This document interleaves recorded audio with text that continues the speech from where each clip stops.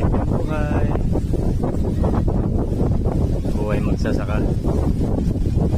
Tingnan natin yung activities ng mga girls.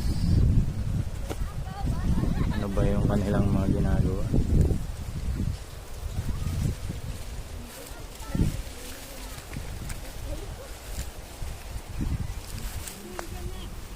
Luya.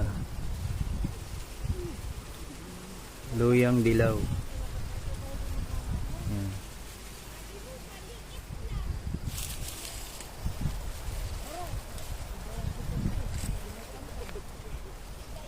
Uy.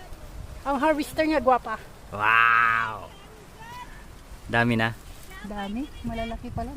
Hindi na ano lang yung puno. Yung isa, pangit ba yan? Eh, ikaw na yung gwapa eh.